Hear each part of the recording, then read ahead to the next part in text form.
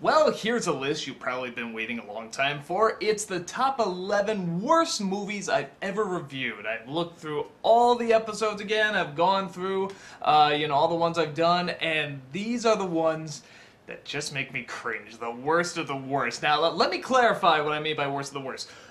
It's not necessarily a movie that's so bad it's enjoyable, so actually you're not going to see The Room on here, or some of those other ones. It's more films that just thinking about them makes me cringe. I just want to punch something thinking about these movies. They're just ones that, offend me, that just get me in my deepest core of anger. So, with that said, as I feel I always have to, put a lot of focus on, is that if you like these movies, great. Doesn't mean you're an idiot, doesn't mean you're a horrible person or anything. Everybody likes things for different reasons. These are the ones that just kill me. These are up with some of the worst movies I've ever seen, pretty much. You could almost call this the top 11 worst films I've ever seen. There's probably one or two others, but these are pretty damn close. So without further ado, these are the top 11 Nostalgia Critic reviewed movies I hate the most.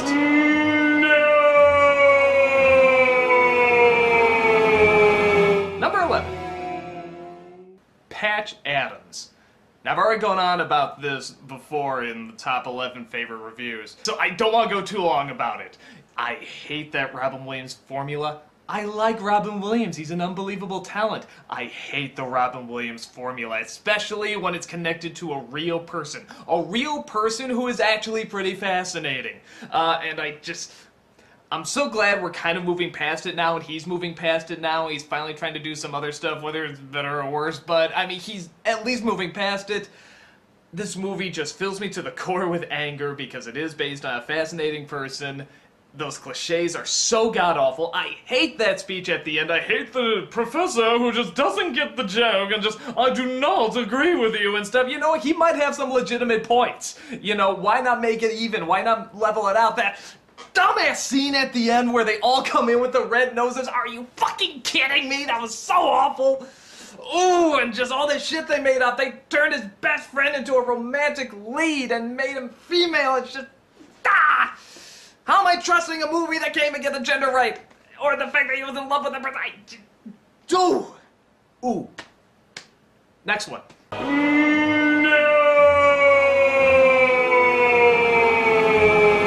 Number 10. The Haunting. Again, I know I've gone on about this before because it was in the top 11 favorite reviews. And don't worry, they're not all going to be ones that are my top 11 favorite reviews. But again, I hate this one because I love the original, and even if you didn't see the original, if you're just watching it on its own, CG is not scary, and this is at the time when they were really exploiting it like hell, and they really thought any CG they could throw at you would just look like real life. Like, oh wow, yes, the ghost is really coming out at you, and the statues are really moving, like we don't know what CG is, and we can't tell when it kind of looks fake. Because we have CG, we don't have to rely on clever characters or good storytelling or leave it the fuck alone because it's already perfect. So, really, despite that Catherine Zeta-Jones is in it, who's still a hottie, and even the woman who plays the main, what's her name? I'm forgetting the woman who played the lead's name. She was good, she was a good replacement, but man, is that a terrible, god-awful movie. Goes against everything that's not only good about the original, but is actually psychologically thrilling, and adds a lot of character, and creates a good story, and it's a good gothic story, and this is just fairy tale children telling bullshit ass fuck shit. See what's doing to me? So, okay, I've gone on about that enough. Next one.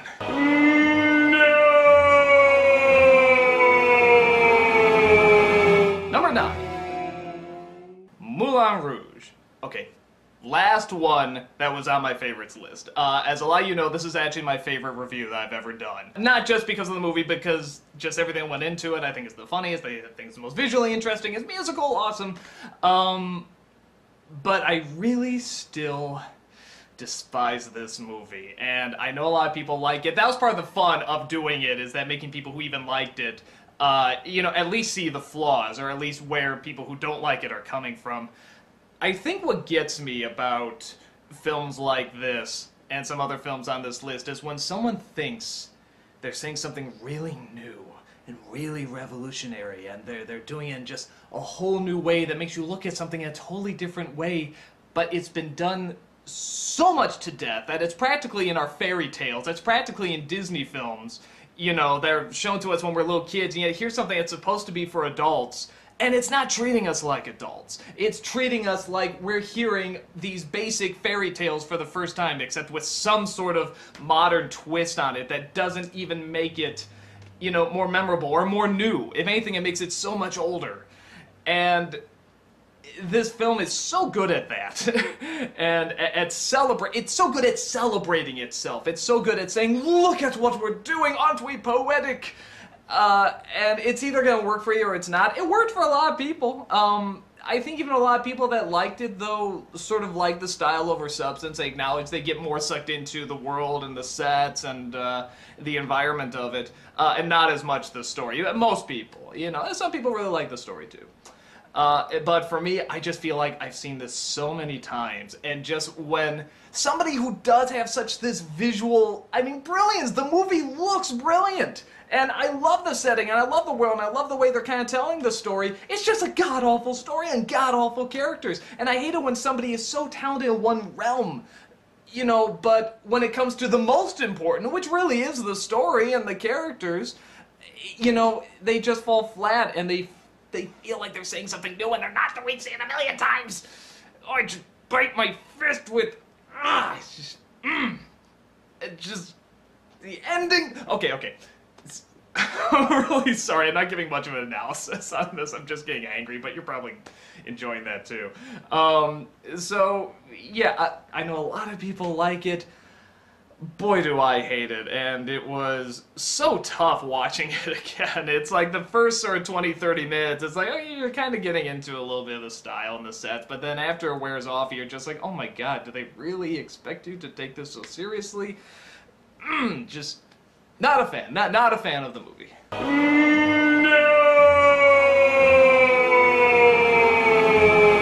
Number 8. The Cell. And this goes back to right what I was saying about Moulin Rouge, a film that thinks it's much more poetic and much more important, but it's not delivering on it. It's sort of delivering on the visuals, which are very interesting, and even, I mean, I guess to some extent I'll give it some credit for trying to go to this really dark area that most movies wouldn't go, but it's not smart, and it's not considerate. It's not thinking about what, you know, serial killers really go through, and instead, you know, they try to create this visual realm, which is so fucking ingenious. I was really hyped to see this movie.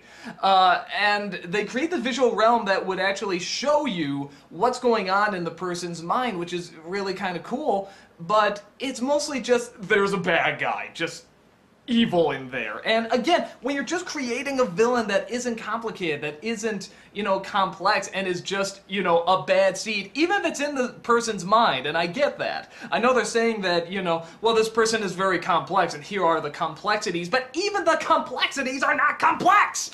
They're just, you know, it's a guy with horns going, I killed boy, you know, just turning into the bug from Men in Black.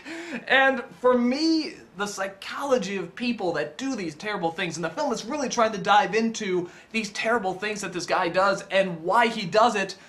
You know, you can say it in 2 seconds. Bad childhood. Done. You know, it doesn't make me experience it really because I never know what he's like as a normal person. I go into the review very deep into that. Why I don't feel sorry for the guy, because we just see him as the monster. I think at some point you see him as a little kid, but tell me, what was he like as a little kid? I mean, really, what games did he play? Who were his friends? Where did he hang out? What did he do as a child? The most we do is I play with dolls, and that's just in a line of dialogue. We know nothing about this guy. For a film that tries to dive so deep into him, all we ever get out of it is that he was beaten as a child. We get nothing else. One of the worst psychological studies ever. And I appreciate also that it's trying to do it almost all visually. You know, sort of the Stanley Kubrick route, where he look at, you know, a script that has all this dialogue, you just rip out half the dialogue and just tell it visually. People who can do that are so inspired and that use the visual medium of filmmaking, but this movie just did not catch on, and it felt, I don't know if the guy was going for it or not, but it felt unbelievably exploitive. And not in a fun, oh, ha ha ha, like, no, I'm really gonna take you into the darkest, deepest realms of everything, but it just feels like, again, like he's just shouting, ask me what it means! I'm complex! I'm tortured! You should look at me and go, ooh, he's an artist, he understands things that I cannot. But it's just, maybe if it was more like the David Lynch route. Nah, even then, the story doesn't support that, because David Lynch wouldn't have, like, a machine that goes inside the guy's mind. It would just the whole movie would be inside the guy's mind. Like, that's going balls all out. But when you get Jennifer Lopez and Vince Vaughn, and you have this stylistic world where the cops wear the shades, and they look and they obsess over the killers and stuff, that's movies, and you're not... But it's cliched Hollywood movies, and you're not making the movies... where you're really trying to push the envelope, with the story, and the way you're telling the story. Honestly, I'd love to see if, you could argue he already has, I'd love to see someone like David Lynch do a movie like this. You just take out the cop element, or trying to find someone in time. You just make it where you just go inside a killer's mind. And that's it. And I don't even know if you'd say it's a killer's mind. It could mean anything to anyone. If you're gonna be all interpretive and shit, go all out. Don't put, this concrete story, and then when you go into the mind, it's like, oh, what does it mean? What does it mean? No, you can't do that. You have to, if you're gonna really be engulfed in the world, you have to engulf the person in the world. You can slowly, move him into it, urge him into it. Again, Kubrick was very good at that. I think Lynch, to some extent, is very good at that. But with a movie like this, where it's like, here's the machine, you're in the guy's mind, now you're out of the guy's mind and stuff. How much fun would it be if they came out of the person's mind and they weren't sure? Like, if they were out of the mind, or if they were not in his mind, or if they were in the real world or whatever, maybe they start hallucinating, stuff like that. How about the after effects of going in the killer's mind? It's like that. I'm writing a much better movie right now, just being angry at it. So it's just, what you could have done with this movie, and it just came off as this exploitive, artistic, look at me, pretentious. I know a lot of people who like it, so if you do, that's just the effect it had on me, that's how it rubbed off on me. I just, really hate it.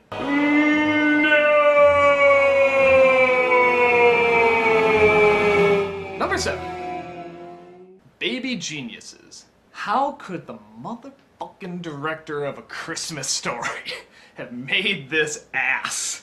Like, even Baby Geniuses 2, I can understand a little bit more, because there was some creativity, it was terrible, but there was a little something to it, a little imagination. This was, again, it's almost like they just discovered CG technology, so they really think we're gonna be fooled by this. Like, even children are gonna be fooled by this.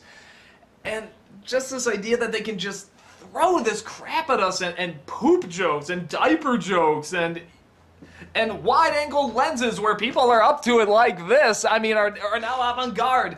Danny DeVito did that a lot, by the way. I'm sorry, I'm getting sidetracked. As a director, is what I mean. But wide-angle lenses are great. I totally, exploit the wide-angle lens. I'm using a wide-angle lens right now. And I love it, and it can create so much, but when you're this close, and the person's talking, and it's like this the whole time, and there's just no point. Why? It doesn't make us uncomfortable. It's not avant-garde. It's just silly, stupid, and dated. Everybody was doing it like in the 90s and the early 2000s. Mostly 90s, not really the early 2000s. Early 2000s was the tilted angle, which I also very much exploit. But I try to get some variation, but it's not about me. It's about Baby Geniuses. Fuck Baby Geniuses. What bothers me about this movie is not only how stupid the premise is, that these babies can talk and everything, or if you're gonna do it, make it kind of smart, but it's just poop jokes and pee jokes. That's really about it. It's the fact that the film obviously looks very rushed. It probably was. And they're using editing effects that I use. And, I don't have the budget that Baby Geniuses has, okay? And I'm recognizing these editing effects. I'm like, dude, I do that for, like, my crummy reviews, and how Why is it you guys get to get away with that? It's like, I can notice it, no. And, you know, the editing effects of the babies talking when obviously they couldn't afford to put the mouth talking, so they couldn't afford to actually spend the time to have the babies learn their lines, which, understandable, they're babies, that's the other huge problem, they're fucking babies! I don't want to see children put to that much work in this. I mean, it's like, I feel dirty watching it. I don't know what they did to them, or maybe they were fine to them, but it's like, it's fucking babies. You can't create a character in a baby that's, like, supposed to be an adult unless you really take the time to make them talk or act. You ever see Babe Pig in the City? That was fucking, I believe those animals were talking. It was unbelievable. I fell for that fucking ape when the clown was taken away. He's by the window and he's just hanging like, good God, what happened? I mean, that's fucking animals. These are human beings. And somehow they pulled that off. So, I'm really getting sidetracked on this one. The big thing I was saying before is that not only is it really lame and really stupid, and technically it's not well put together, and the camera effects are really weird. It's like they're trying to scare us half the time. Why, I don't know. It's in scenes where it's not even supposed to be scary. But it's so boring. It's ungodly boring. This was like one of the movies where we just, my brother and I, when we were watching, we were just looking at our watch over and over and over. It's just, I think it's only an hour and a half long. It feels like 5. It just feels like such a fucking long movie. Big hit at the box office, made a sequel. Surprisingly better. I guess they learned some lessons. Still stupid, but it was really tough. It was tough doing the review because I'm just like, what the hell can I say about this? But luckily, it's one of the few times where it's like, oh, I'm going to a con. Maybe I can work that in. That really helped out. But it was a tough one. It was tough to sit through. It was tough to write for. It was just a god-awful, really, baby geniuses. No! Number 6. Inspector Gadget. And I'll just say right now, I watched Inspector Gadget growing up. It's nothing special. The coolest thing in the show is the girl and the book. You know, that shit was cool. Why didn't they ever make the show about her? Why didn't they make a movie about her? They should make a movie out of Penny. Somebody make, like, that fake trailer with just Penny. And, like, you know, Inspector Gadget was, like, destroyed in the Terminator thing that crushed him, like in Robot Chicken or something. It's just Penny's story. Why did that Robot Chicken sketch end there? It should have kept going. I'm really getting sidetracked today. I'm sorry. Okay, Inspector Gadget. You know, not the world's greatest cartoon, but whatever. It wasn't insulting. It was kind of obviously for little kids. It had some intelligence, you know, and you had that smart character. You had the girl who was great. You know, and even the dog was kind of smart. And Inspector Gadget, for kids, you know, was an enjoyable, stupid person. I don't know what the movie's trying to do, and I don't think the director cared about the cartoon. It really seemed like something where it's just a director who never heard about the cartoon, didn't bother to really learn much about it, just started watching and said, oh god, I gotta do this, okay, let's try to get through it, let's try to blah blah blah. And I don't know, it's like, when you're going to subject material, even if you're not familiar with it, like Bryan Singer, most of the actors going to X-Men did not know X-Men. But, you know what they did? They watched all the fucking cartoons. They read the comics. I mean, they looked into it so that when they made a choice, you know, they were keeping aware, okay, is this still keeping true to the essence of something? This clearly didn't. And it's not like it's that complicated a story to keep following. It's the same formula every time. You know, if you just did that formula in the movie, you'd probably be okay, but, no, they did. I don't know what they did. They made D.L. Hughley a car. What? When did the car talk? It didn't. Penny barely has a role. That was like your hero. You know, she barely does anything. Where's that fucking bug? Where's the watch? No, the watch comes in at the end. The dog talked at the end. Well, the dog never really talked, but when he did, he didn't sound like Don Adams. That was... And he wasn't hitting his head on the fridge. What was that? Did you remember that scene at the end where it's like the dog talked and he's like hitting his head on the fridge? Why? You really didn't have another shot? Or you couldn't CG the dog? There's enough CG in there.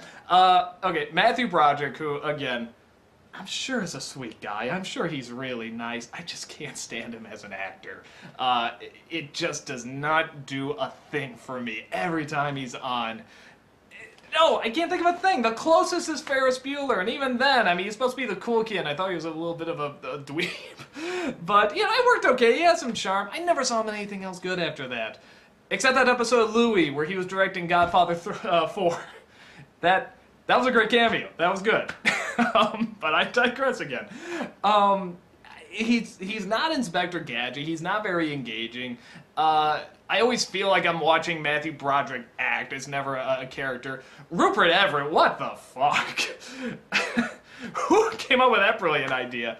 How menacing could you have made Dr. Claw in this movie with the technology we have today and that CG I keep complaining about? Imagine that hand. Imagine the cat. You can make like a really cool evil cat or something like that. This is one of those movies actually they probably should remake. They should remake it, scrap Gadget, just make it about Penny, you know, and she has a dog, you know, just like a real dog, but make it like a badass dog, like I don't know, a pit bull or something. I have no idea. It's just some badass dog, you know, brain sick of it, and it eats the fuck out of them. You can make this a badass movie. I want someone to make that fake trailer. It's just like Penny, you know, or Gadget, or whatever. Or Penny and Brain. Okay, that sounds pretty stupid. But you can make a fake trailer out of that and make it pretty cool. So, yeah, the CG is stupid. The way the story is told, it really feels like just there's a lot of scenes they had, but they didn't have the budget to film the rest or the time, so they threw it in somewhere. A lot of the movie feels like that. And it just feels like there's not much control while you're watching it, and there's not much focus, and that these people they must have seen Inspector Gadget, but they didn't care enough to really try and represent the show. Like, it was more cartoony than the cartoon. You know, I mean, it was like insultingly cartoony. You know, where the cartoon at least was trying to mimic some form of everyday life, you know, for kids. I mean, this was trying to mimic a cartoon world that was already a cartoon world, but make it more cartoony because it's in reality. This movie has made me not make sentences that I can complete formally in this period. So, yeah, did not like this movie. Yeah. No!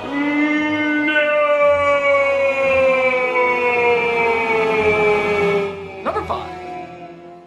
Biodome. This is one of those films where just when I think about an unpleasant experience watching a movie, I just think of this film. I think it's obvious I'm not a Pauly Shore fan. A lot of people aren't. But there was just, you know, when something was popular and the people throwing money at it clearly don't know why it's popular or how it's popular. And they make a movie on that, not knowing why something is popular, so not knowing what makes it good or what made it succeed.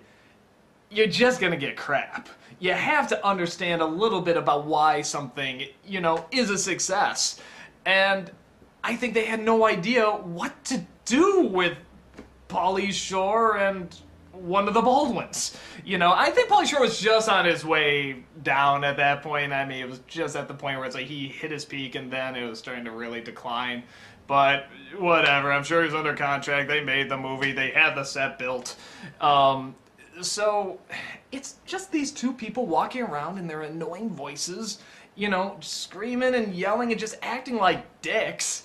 You actually kind of feel sorry for the scientists in this movie. I mean, the guy who's actually trying to, you know, Walter Peck, who's trying to accomplish, you know, this goal of science and try to prove something, and these assholes come in. They're not charming, they're not likable, and it's just like, you feel sorry for the scientists, and maybe that's the goal. I mean, he like cracks at the end, or maybe they try to sort of turn him into the bad guy, but it's like, no, this is not fun. It's not like, oh, these people are so enjoyably stupid. No, they're just annoying, and they're mugging to the camera like mad, and they think they're getting good laughs, and they're not. They're just making us want to take this marker, open it, stuff it in their eye. And it's I think one of the most controversial jokes I had is that every time a syllable comes out of their mouth, to me it sounds like a child getting shot. And I actually have the sounds in there, it's probably one of the most controversial I did since the Tank Girl joke with the starving kids. Something about child violence, which of course I'm against, but it's like that's how much something can hurt me if I hear this sound. So it's always like, don't take it too seriously. I'm not pro violence against children. I think that's obvious. But yeah, it really just, every time they opened their mouth, every time they tried to attempt a joke, it's just, I don't know what the movie was doing. I don't know what the movie knew it was doing. It bombed. Thank God.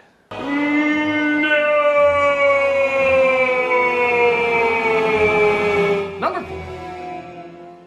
Felix the Cat, the movie.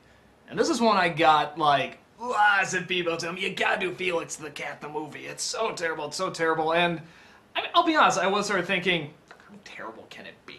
Felix the Cat, I mean, what?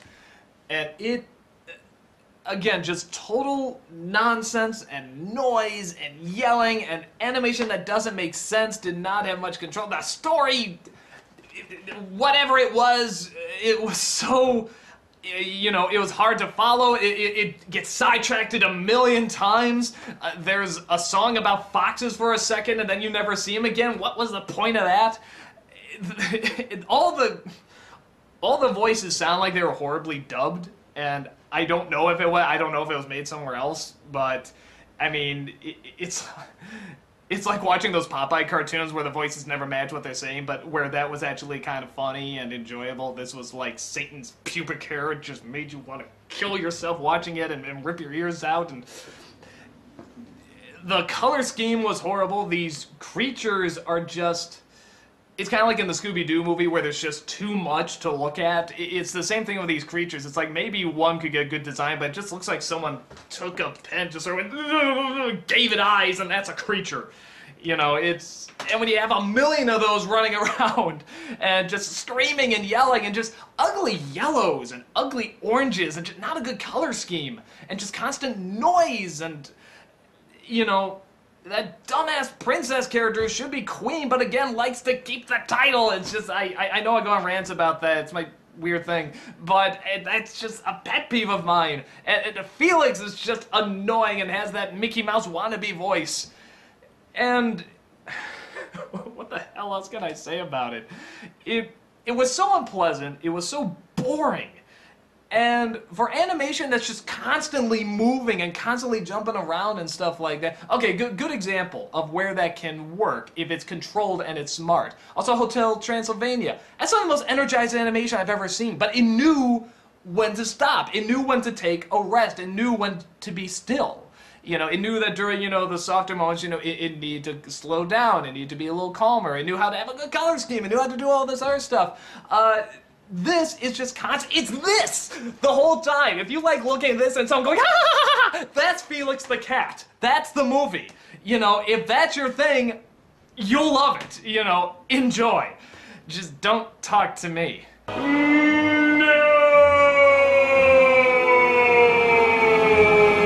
Number 3. Little Monsters.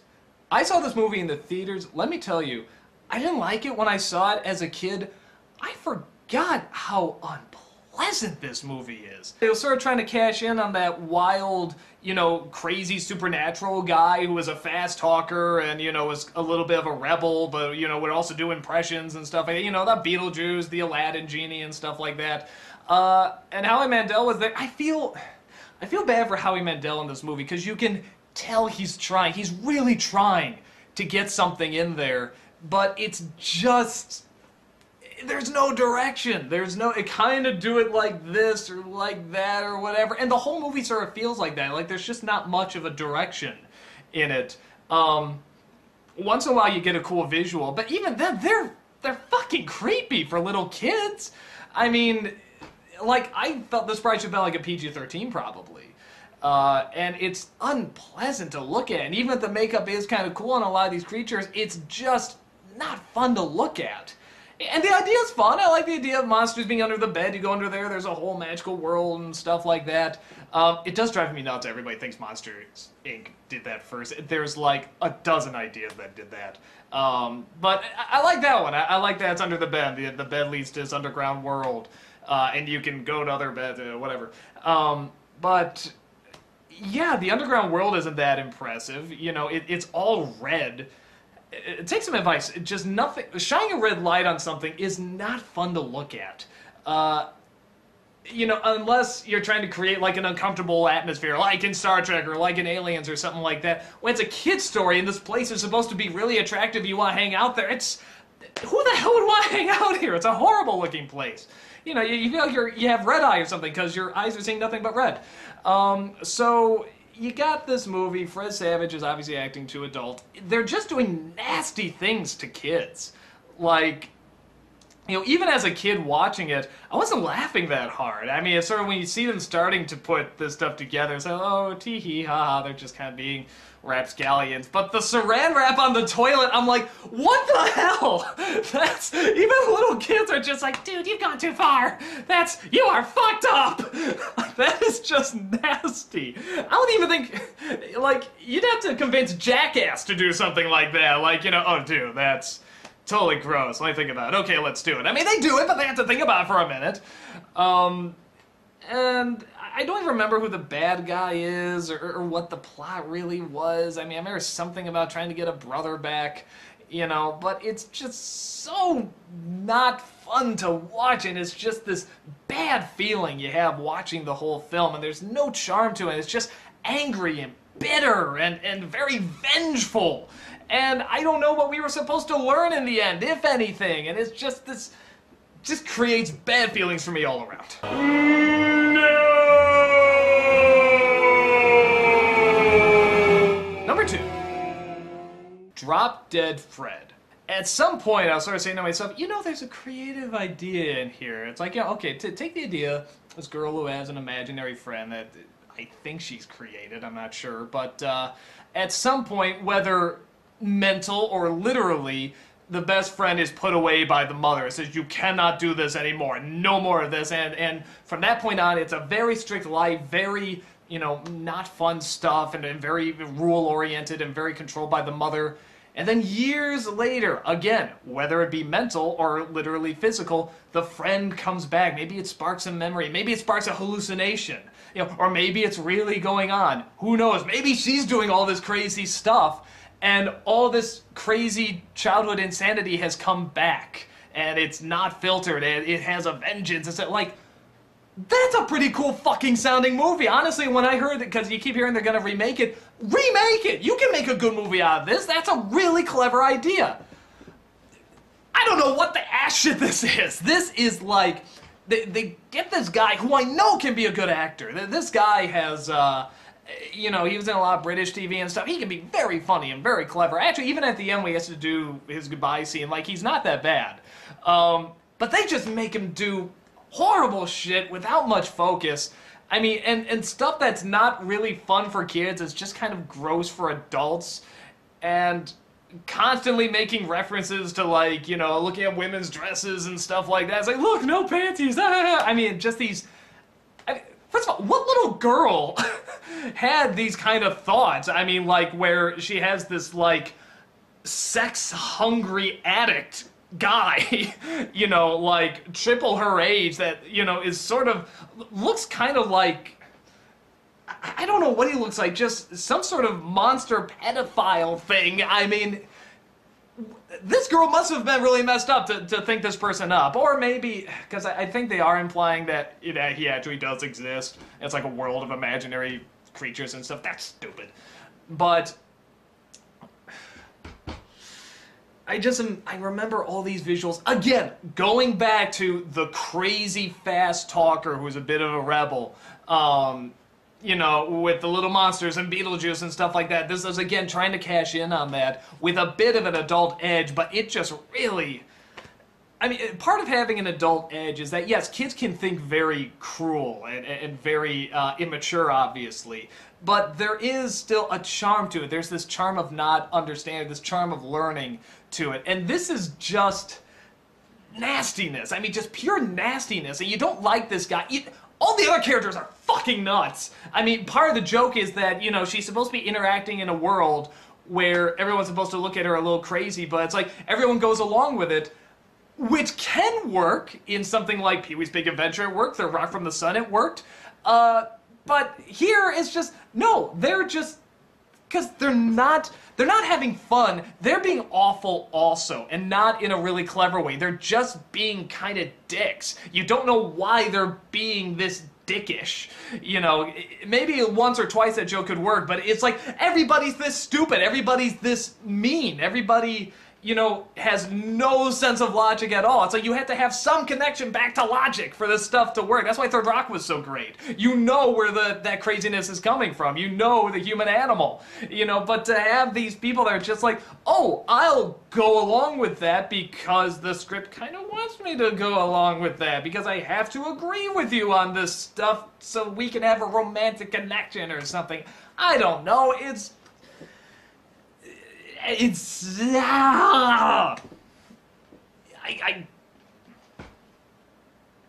I just think these, like, bad thoughts thinking of this film. Bad, mean thoughts. Because it was unpleasant. It was boring. It wasn't visually interesting. It wasn't that creative. It was loud. It was obnoxious. Long. Really long. There was like 3 moments where this movie could have ended, and it just kept going. It has about 3 really good effects that you know they just threw all their budget in, and then the rest they sort of, you know, traded for these lame sets and these lame...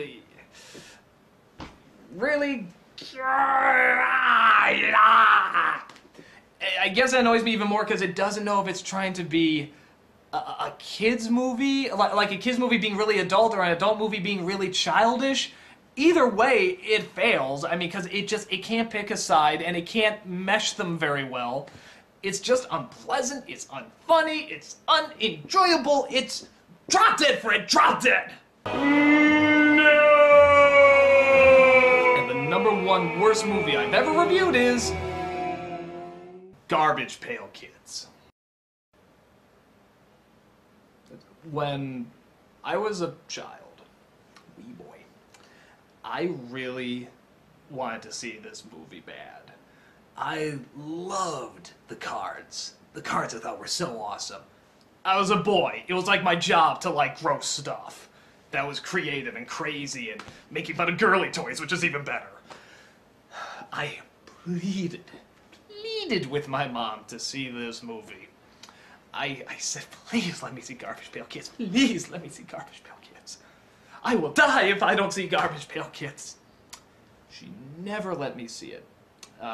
She was pretty strict about movies back then, and even like a PG rating was just too much. That's back when PG ratings actually fucking meant something.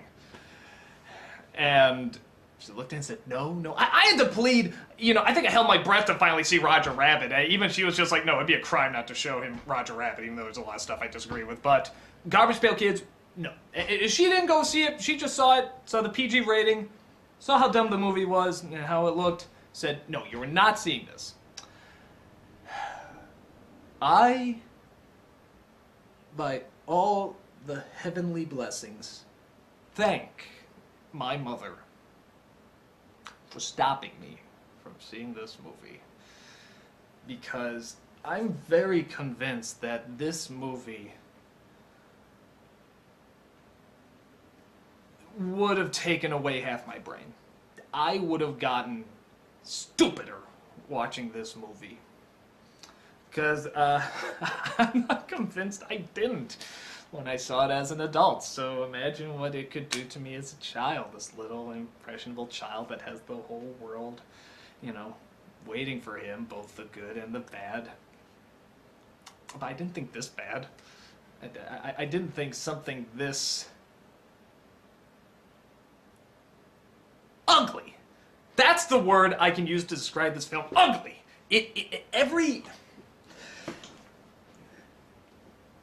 The point of the film, I think, is supposed to be that no matter what you look like or how you act, I guess, that there's no such thing as ugly. Everyone should be accepted for how they look, I think, is what they're trying to get across. Possibly with other messages like a in the ass.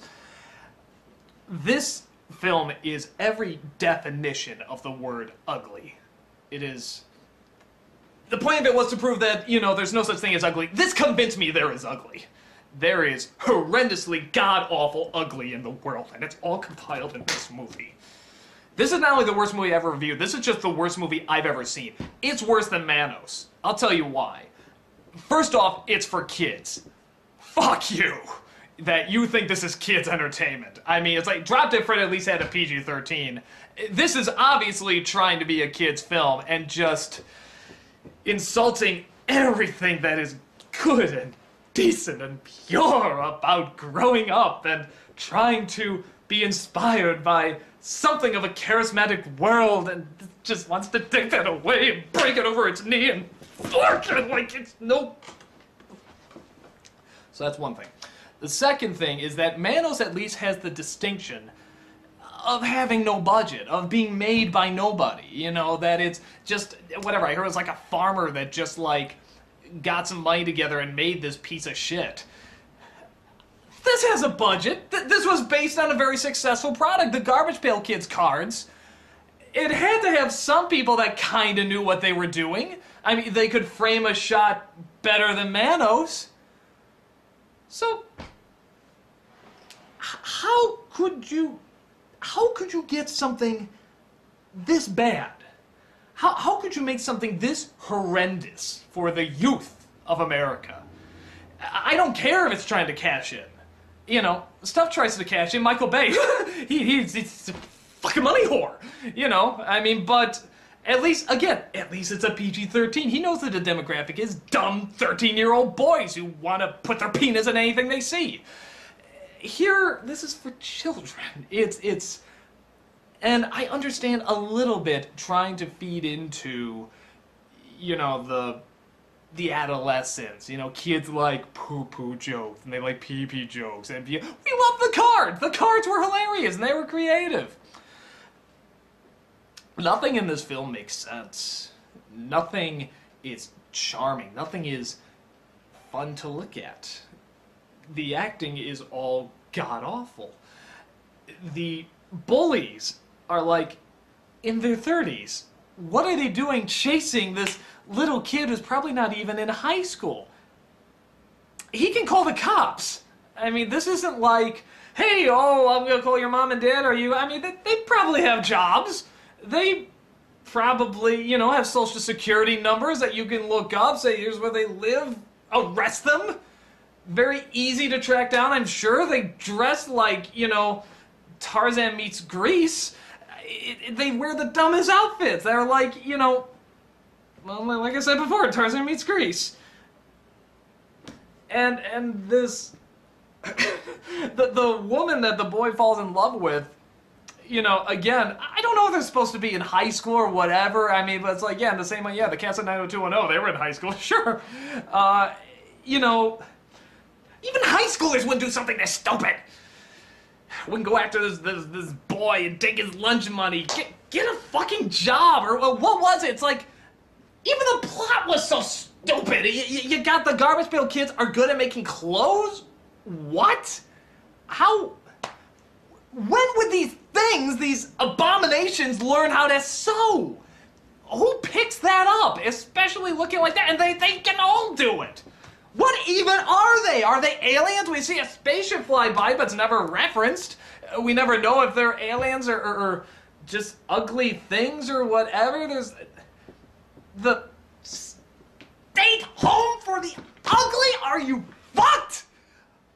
Who does that? Who makes a state home for the ugly and expects us to buy it?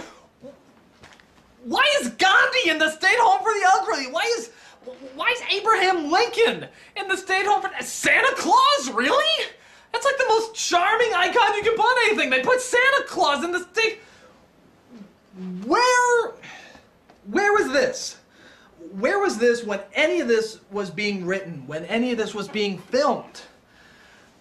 And they're constantly trying to, like the main guy, who I guess is supposed to be like the whimsical bullshit, whatever he is. He's British, so he must be whimsical in a kid's film. That's their logic. You know, where is he when he says, you know, it's not about how you look, it's about what's inside and what's blah, blah, blah. And then later it's like, you think they bought it? What? Fuck you! Why do you still have these kids? Why are they still in a pail? What? They go in, they're constantly threatening other people with like a knife. This one has a knife. Nice! That's a good lesson for kids. You know, and whatever, they do the typical stuff like they puke and stuff like that. This one kid pees his pants like 8 times, because, you know, the first one was gold. We have to really, you know, keep showing that, because that'll just make us laugh even more. And it's mean, it's rotten, it's clearly not for kids. You know, even though they're advertising it as for kids, it's written for kids, probably by kids. Fucking kids could write something better than this. And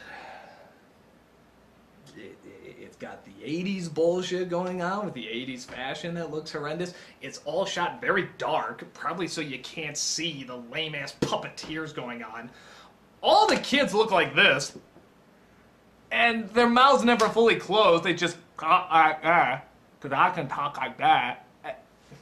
Horrible puppets.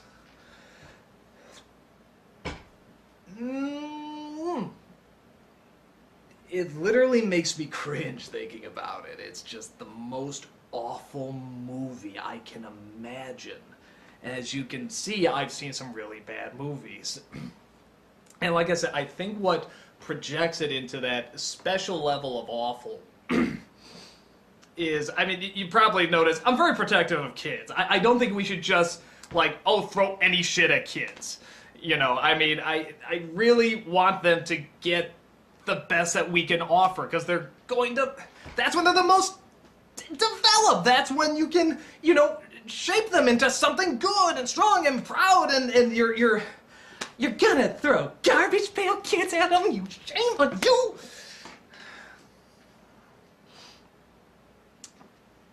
I just get really insulted when you have something that's not only dumb, I mean beyond dumb, but is so cruel and so dark and so harsh, and for no purpose, for no greater good. Nothing. I do a panel at a lot of these cons called Movies Everyone Disagrees With You On, where I try to make the point that, you know, what I always say, if you like a film and everyone else doesn't still like it, you know, talk about it. You can learn about the person.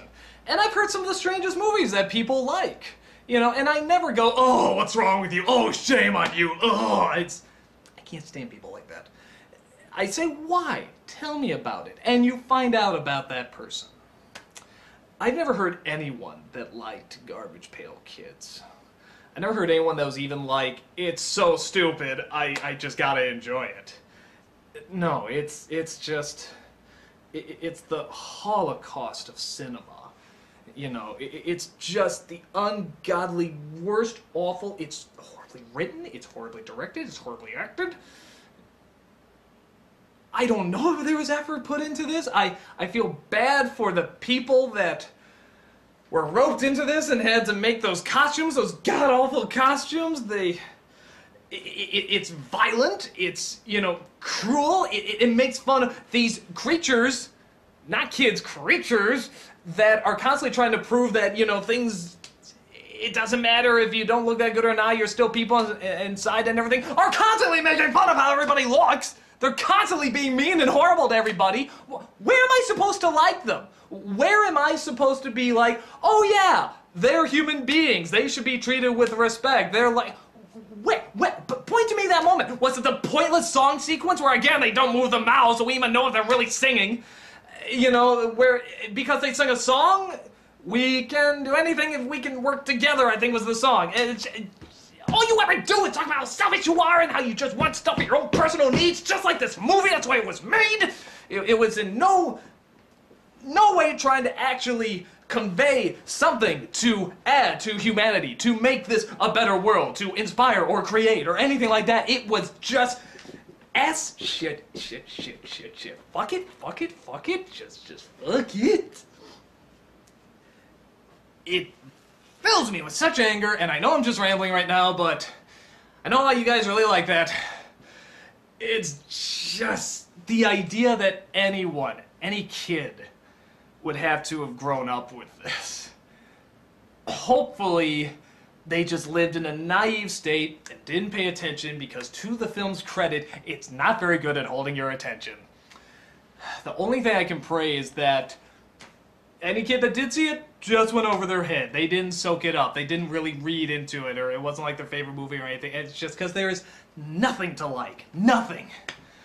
I can't think of one funny moment. I can't think of one charming moment. I can't think of one moment where I was like, hey, that has given something to me.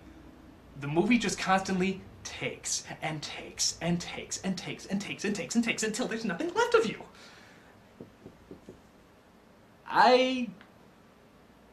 To say I despise this film, no. The word does not exist about what I think of this film. It is that bad. So I'm just going on and on right now. If you like it, please tell me why. I am beyond curious. I've actually been waiting at these cons to find that one person that actually liked the Garbage Pail Kids movie, just so I can ask why, and more importantly, how. How can you like it? Because I think the person that legitimately liked this film would bring me into a whole new realm of reality that I have never considered, that I have never seen. And I would be fascinated to visit that realm, whether it be for the better or the worse. I just gotta know. I gotta know what could be found in this that could give any benefit to our culture or to humanity. If you're one of those people, with caution, please let me know why you liked it, because I want to see all aspects of humanity, you know, whether they're good or bad or this. Just let me know. And explain it well, because chances are I'm not going to follow very closely, because I just won't understand. So talk to me like a child about why you liked Garbage Pail Kids, the movie, because I just have to know.